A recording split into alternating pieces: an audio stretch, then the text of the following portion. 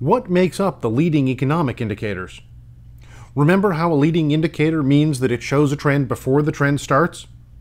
I know, no one's ever found a leading indicator in sports. Even the Steinbrenners and the Snyders of the world haven't been able to make throwing money at their teams a reliable indicator of success. Anyone who thinks they figured out trends at the table in Vegas or at the stock markets in New York always gets laughed out of the room. So what are the leading economic indicators? One is stock price. That's right. Apparently, if stocks go up, the economy will do better in the future. Why then did the press scream about economic recession when stock prices climbed in 2003, 2004, 2005, 2006, and 2007? Odd, isn't it? Odder still that stock prices didn't predict the switch in the economy. Rather, they responded to it. Another is interest rate spread.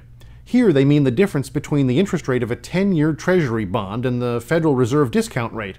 Since the Fed rate has been at about 0, and maybe even less than 0 with quantitative easing, this leading economic indicator has been tied directly to the federal government's interest rate for the past few years. While it has been favorable, there's no sign that it identified the recessions in 1992, 2000, or 2008. The leading economic indicators also includes building permits. This indicator didn't even come close to predicting the fall into recession that took place last year. Things were still booming according to it.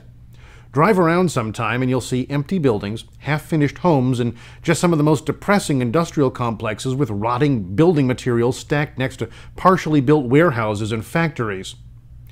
Another leading indicator is the average weekly hours a manufacturing worker puts in.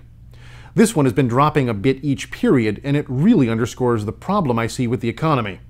If manufacturing workers are working less, and building permits for housing are still low, where is the money in the economy coming from? We used to be a product-based economy. Companies like Ford and Kodak and Bethlehem Steel made products we used to sell to one another and to foreign economies. In the late 80s, we switched to a services-based economy. Instead of building things here, we designed them here and built them somewhere else. That's okay too. The ideas, the brain power needed to make the next new idea and turn it into the newest, greatest product, that was American ingenuity. From the internet to the iPhone to the DVR to GPS systems, we had the brain trust. Now it looks like we're shifting to an unsustainable, government-based economy.